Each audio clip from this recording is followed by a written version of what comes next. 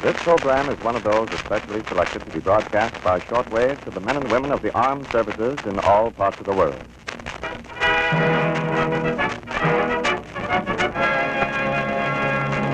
Wrigley's Spearmint Gum, now going 100% to the armed forces and the merchant marines at sea and overseas, presents The First Line.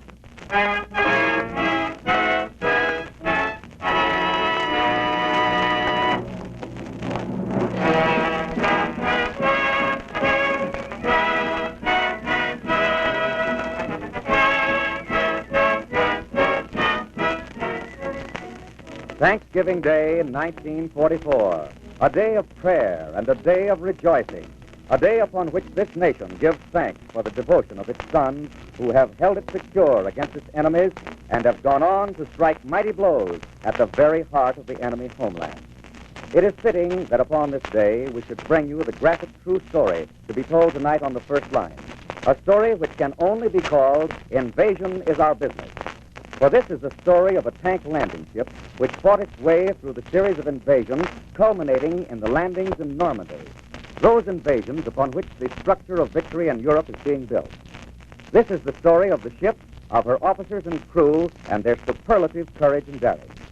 Yes, for this ship and its crew, invasion is their business, and here tonight to bring you this gripping story is the captain of LST 314, Commander Alvin Harold Tuck, United States Navy, holder of a personal citation from the Secretary of the Navy, the Purple Heart with 2 stars, and recommended for another citation for bravery in the Normandy invasion.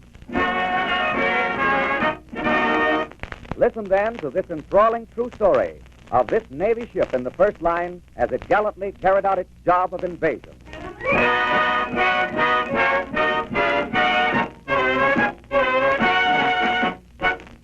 Friends, it's only natural that when something as good as Wrigley's Spearmint Gum is not available, a great many people are bound to miss it. And if right now you're one of the many folks who are missing Wrigley's Spearmint Gum, we think we know how you feel.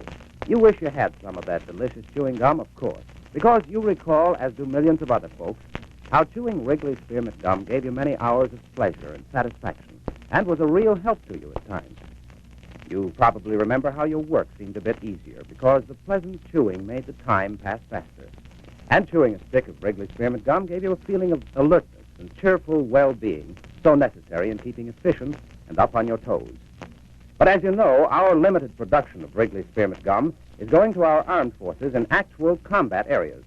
That's because we're maintaining Wrigley's Spearmint quality and therefore can't make enough for everybody.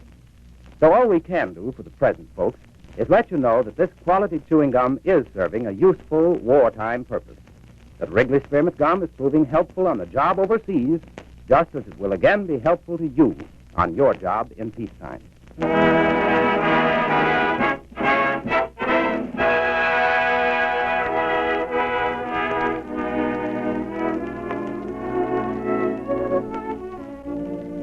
I'm Alvin Tuck, a commander in the United States Navy.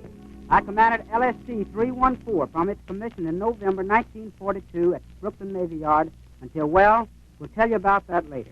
The 314 was one of the first ships of its kind to be commissioned. It was a strange kind of Navy ship for those days. It looked like a 300-foot whale sticking out its tongue when the big bow doors were swung open and the landing ramp came down. My crew was pretty green. Even the word amphibious was strange to their ears. But it didn't take long for that crew to become a smoothly operating unit. 7 officers, 54 men, and the LST 314, a nameless ship, a numbered ship, but she was ours and we loved her. And we knew somehow that she was destined for glory. But to know the story of LST 314, we must go back to the days when the invasion was a new word to America, back to a harbor on the African coast. At this rate, we'll be loaded in another hour, Captain. Yes, they're really moving those supplies aboard. The Germans could see this harbor as deserted now to be a shock to them. They did their best to put it out of use. The bottom's strewn with wrecks. We'll have to be careful not to foul any of them when we move out. We'll be low in the water. Well, the Heinies have got the wind up. These continual air raids they've been staging here show how determined they are to prevent our moving across to Sicily and Italy. We'll have to do better than they have to stop that. Knowles, look at this harbor.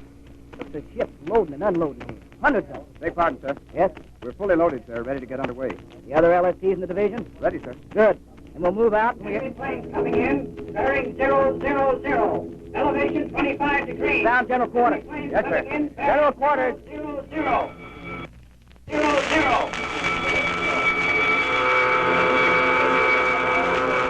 This is going to be the worst yet, Captain. They haven't sent in this many planes before. Talk up after word to commence fire. Local control, fire your section. Commence firing.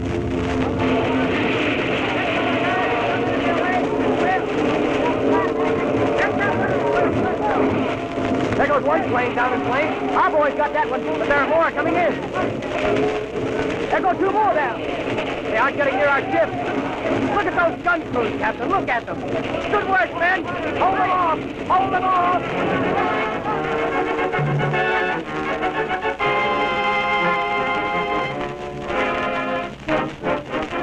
When that Nazi raid on Bizerti Harbor was over, not a ship had been sunk. But Nazi planes had gone down like flies, like fireflies, to burn brightly for a moment and fade into oblivion. And the guns of LST-314 accounted for some of the attackers. Then came the order. Get off. Let's get underway. Cargo will be needed over there. All engines ahead 1/3. All engines ahead 1/3, sir. It's going to be a tight squeeze getting past some of these hulks.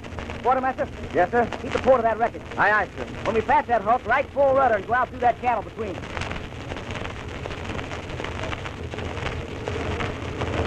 Hey, we're losing way. What's the matter? Keep her nose to port. I can't, sir. Something's wrong.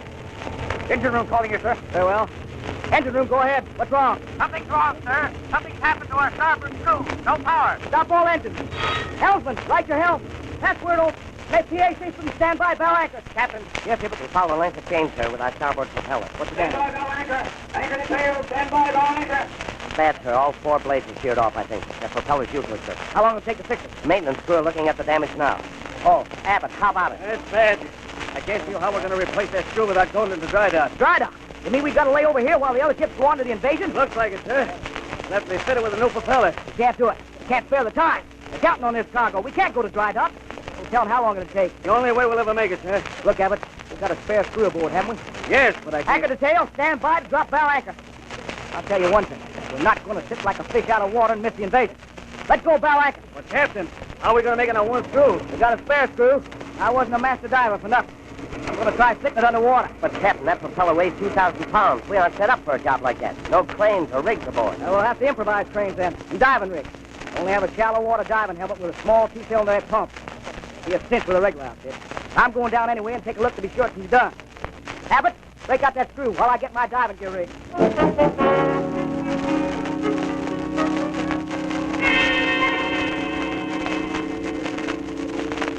Keep that pump going, Nick. He's got to have air down there. The skipper's got more nerve than I have trying a job like that. He's wobbling. Here he comes. He's coming up. Here, give the skipper a hand up. Hey, Nick, come on, help me, Nick. Get in there. Up with it. Come on, here. Help me get that helmet off him. I got it. How about it, Captain? I don't know. Looks like an impossible job. Got to try it. Got to. Can't do it alone. Even to make the try, I'll need help down there. Has anyone in the crew had any experience of diving? Any divers aboard? I guess not, sir. I can't do it alone. Need at least 2 men. We can work in rotation. Beg your pardon, sir. I've never done any diving, but I'm willing to try it. Good, Jones. I can show you how to use the helmet. If Jones can do it, I can, sir. All right, Abbott. You and Jones and I will try to take off the damaged screw and put on the spare. Now, the rest of you get busy rigging tackle on the fantail. Kate, take charge while Jones and Abbott take a couple of dives to get used to it. Aye, sir. Good luck to you. Maybe we'll get in on this invasion after all.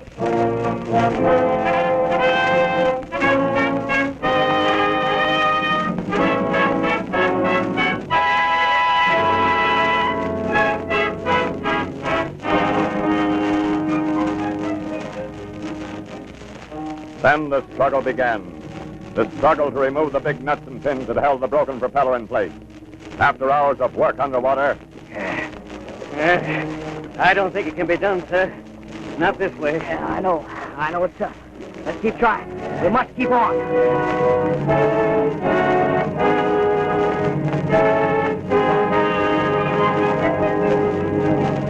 Now, let's try once more, Jones. If we keep at it, we can get these pins and get the old prop off. I'm about done in, sir. Now, take a breather then. While I try again. Abbott, help Jones. Someone give him some hot coffee. I'm going to try again.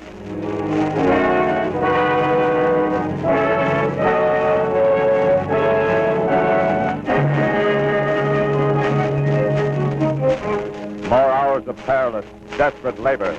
And then, It's ready, sir. It's loose now. All we've got to do is get that tackle rigged and pull it off. That's the stuff. All right. Now I'll go down and secure the tackle. When I signal, bend this to it.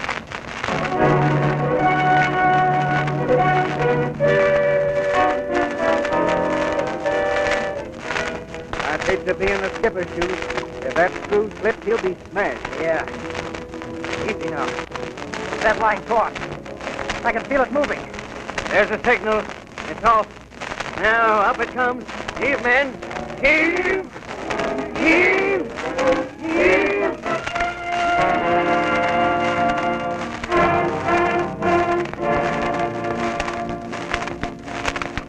It's getting dark, Captain. We won't be able to put that new screw on tonight. But you can't see the work down there. One slip might bring and turn the propeller down on you. No matter. We've got to keep going. String lights around the fantail so we can get some idea of what we're doing. Very good, sir. How about it, Jones? You and Abbott don't have to go on with this if you'd rather not. I'm sticking until we get that new prop on. Dangerous. Maybe crushed. We'll take our chances with you, sir. All right, then. Get a few minutes rest while they're getting the new screw rigged. You men on deck, pass down Black. Toughest part of the job still ahead. Getting it secured on the shaft. hour after hour, those men worked down in the black darkness to water under the fantail of their ship. Above them hung the crushing weight of the sharp propeller on the makeshift rigging. And on deck, an anxious crew stood tense, praying, hoping for their comrades below. Then at midnight, The screw's on the shaft, sir. It's on. Now, to get it secured. My turn, Jones. I'll go down next. at 4 o'clock in the morning, He's been down there too long. I don't see how the skipper stands it. That water's cold. He's signaling. Hold him up. All right, come on. Here, come on, bend to it now. Come on. Up he comes. Take the helmet. I got it. How about it, Captain? How is it down there? Screw's on. Secured. We're ready to go. I didn't think it was possible, sir. What time is it? Oh, 400, sir. That late? Let's get underway. Start all engines. Stand by for flank speed ahead. We're late. The 314 is going to get in on this invasion.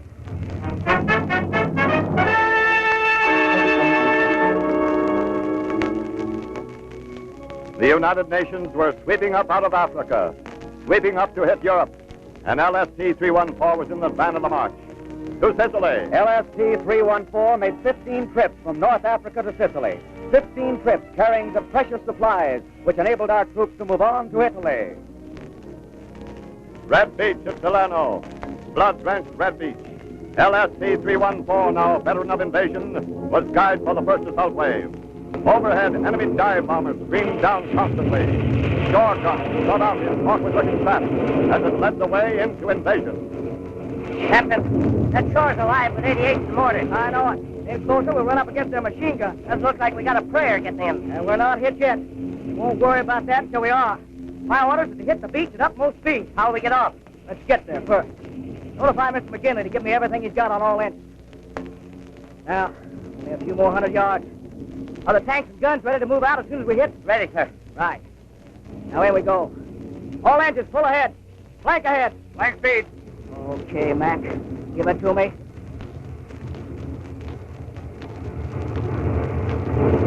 At this speed, we'll run our whole length ashore. Stand by. We'll hit the beach. Down beach signal.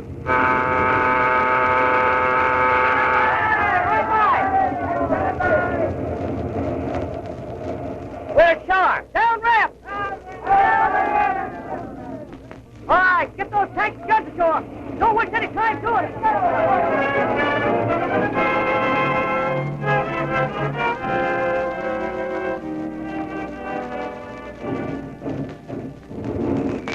We gotta get out of here faster. Those hill guns are getting our range. Is everything off? Yes, sir. There's the last gun rolling off now. Well, now we'll see what we can do about retracting. It's gonna be a job, sir. We're at least 30 feet up on the beach and dug in solid. All engines full astern. Full astern.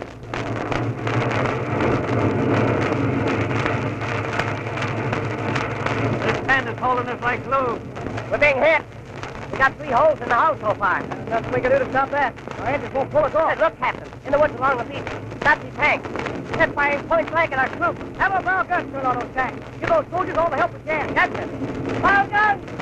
Train at those tanks in the woods! Signal for help and retract us. We need a tug or two to pull us out of here. it'll take time for them to get to us. And we'll fight with everything we have till they get. Dive bombers overhead, sir. Open up on them with every gun. 2 more holes now, sir. If this keeps up, there won't be enough left in the 314 to pull off the beach. Those dive bombers are coming close, but they haven't hit us yet. Keep after them. Drive them off. We've got to have time. Time. Give them everything we have. Hey, they hit our small boat. Keep fire. The bloody battle for Red Beach went on, and for 9½ hours, LST-314 fought savagely, its nose buried in the beach, target for enemy guns and dive bombers. Once, twice, 3 times, enemy planes were shot down by its gun crew. But finally, 2 tugs and a couple of Scotch infantry landing craft turned to the job of helping the LST-314 tear itself from the clinging sands of the beach. Lines to tugs secure. Lines to LCI secure. Very good. Signal them to give us all power. Aye, aye, sir. All engines full of stern. Heave in on stern anchor wind. All engines full of stern, sir.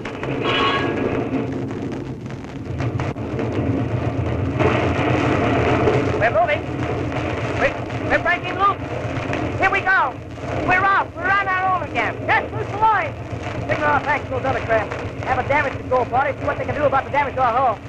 There's a lot of fighting to be done yet, and the 314 must be ready for it.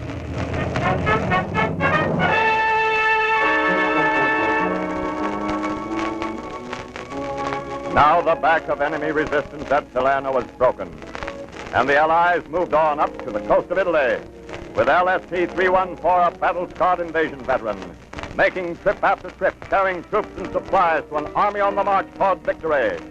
Then to England, and D-Day. LST-314 was used to D-Days now. Invasion was its business. And dawn of June 6 found LST-314 leading the invasion into the Normandy shore. D-Day +3, and LST-314 was again nearing Normandy with another load of supplies. Captain, you've got to get some rest. Been on the bridge for 3 days and nights. Yeah, I am pretty well pushed. Things are quiet now. Why don't you hit the sack? I think I will, Knowles. In an hour or so, I'll be free. We're hit. Hit on the port side. A torpedo. 2 of them. Yeah, slow down, too. There's a great hole in the gun. Captain, we're beginning to lift. All power gone, sir. We'll never be able to put out that fire. No, Hibbert. Yes, sir. This is the end of the 314. He has a chance. Prepare to abandon ship. Abandon ship. Abandon ship. All hands forward. All hands forward. Secure life raft. We'll have to get off fast, men. No, go aft to get anyone left there. Yes, sir. Men! Men! Knock it off. Hold it. Put on your life jackets. Begin to go down the cargo net. As soon as you're in the water, swim away from the ship so you won't be pulled under when she sinks. Move fast. This way we haven't much time. When you get away from the ship, stay together. Our escort will find you quicker that way. All right, get moving. We got the wounded and the doctors into that one boat that was left, sir. Good. All right, men. Listen. Listen. Commander Tutt stood on that tilting deck and shook hands with every man as he started down the cargo net, saying goodbye, until the last man disappeared over the side. Well, Buck, that's all of them. Doctor, We'll just be getting over the side, sir. We'll have to roll any minute. yeah. First, throw those empty oil drums over the side. Men can light themselves to them. Here, give me a hand. Aye, sir.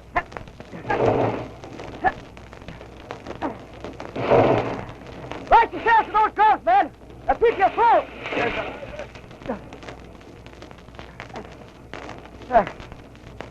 That's all, sir.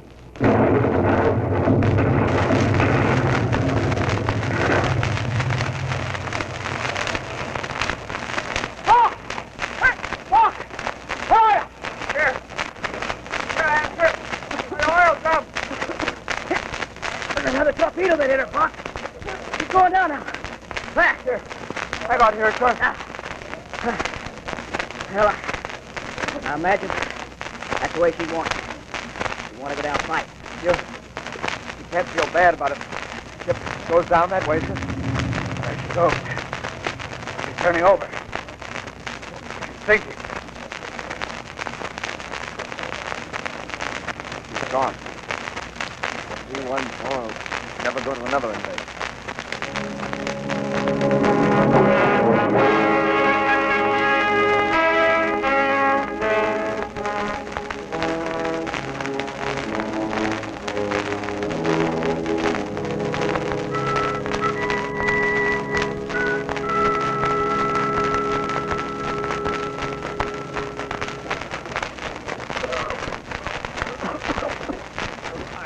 Is that all right? 2 hours in this freezing water. It's a long time. We're okay, Captain. We're all right. It's cold. We'll get along. We suppose we'll be picked up, Captain. Sure we will. Hang on. Somebody else see you. As soon as it gets lighter. Stop. I'm cold. I can't feel my legs anymore. Kick. Kick, move around. Don't let loose of your arms. Maybe if we hang, maybe that'd help. All right. Start something. Might I seen the glory of the coming of the Lord?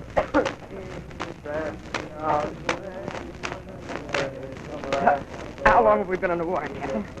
Just a few hours. Seems like years, Captain. We've got to do something about Wilson here. You can't hold on any longer. Here. Let me help. Easy, Wilson. Easy does it. Just hang on. Unconscious. We've got to find some way to get him out of the water. None of us can stand this much longer. Captain, I hear something. I hear a boat. They'll never find us unless we make them know we're here. Everyone, yell. Now, all together. 1, 2, 3. Now, listen. It's going up so we can find them. It's coming here. They hurt. Yeah, here. There they are. The boat from a British destroyer. This way. Take it easy, Mike. We'll have you warm and dry in no time at all. Had a tough time, but it's all over now. Here, make fast that line. Come aboard, Mike. Here you are. Give us a hand. It'll help you. Oh, there you are. Thanks, bud. How many more, Captain? Fellas, just 2 more. Oh, boy. Take it easy, boys. Come on, that's it. And now you. Is that all, Captain? Yeah. That's the last. Your turn now, sir. Here, Captain. Take my hand. Yeah. We're safe, Fox. We're safe. Yes. We're safe. We're safe. Men, we're safe. Of the coming of the Lord, He is traveling out of endless where the grace of wrath and sword. He has moved His faithful life of the terrible storm.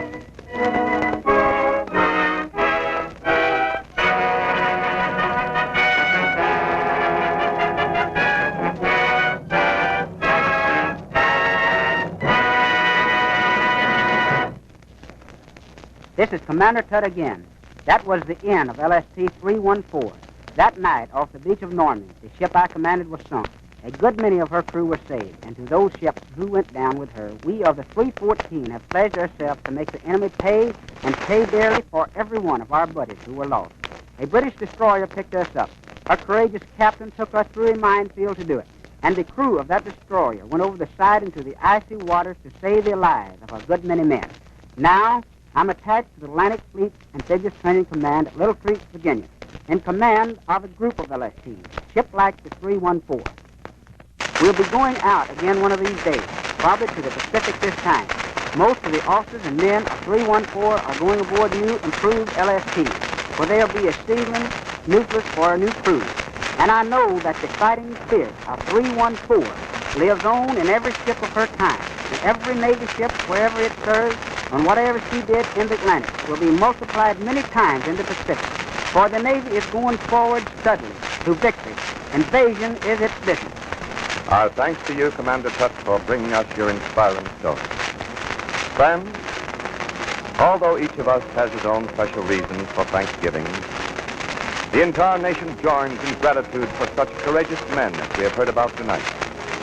These officers and men and this ship, the LSC 314, are typical of the men and ships who have paved the way to victory in Europe and who are now fighting so gloriously to bring victory near in the Pacific.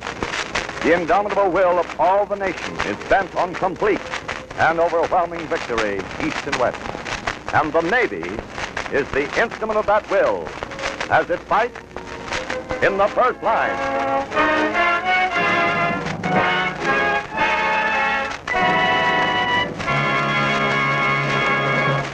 Friends, we'd like to clear up a little point that some of you may be wondering about. It has to do with various brands of spearmint chewing gum that you see on store counters these days. People sometimes ask us if the Wrigley Company makes these brands. The answer is no. The fact that a package of gum says spearmint on it does not mean that it's Wrigley spearmint, because every package of genuine Wrigley spearmint gum has the name Wrigley's on it. And every package of this pre-war quality chewing gum being made today is going to our armed forces in actual combat areas. If you do occasionally see a package of genuine Wrigley spearmint gum for sale in this country, you can be sure it's from old stock that someone has had on hand for a long, long time. Because since last May, not a single package of Wrigley spearmint gum has been made for distribution to anyone except the armed forces overseas.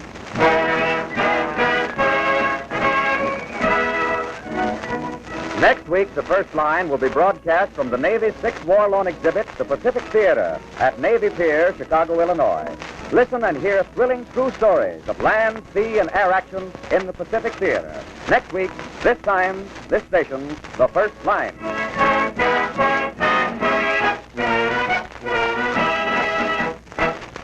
Ladies and gentlemen, we are proud to present Captain Dorothy C. Stratton, Director of the Women's Reserve of the Coast Guard, this farce. Captain Today, Stratton. November 23rd, is the second anniversary of the SPARS. We have seen 2 years of service with the Coast Guard. We are proud of the job we've done, but our feelings today are not those of relaxation and celebration. We are not taking a day off from the job on our birthday. We feel that this is a time to remind ourselves once again of the task not yet finished and pledge ourselves to constant and unrelenting effort until it's accomplished.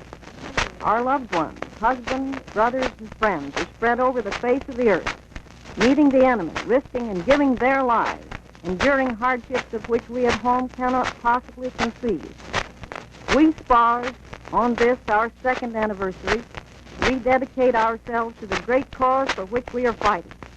We reaffirm our belief in the strength of the organization of which we are a part, and in the importance of doing our job well. While others fight, we cannot fail.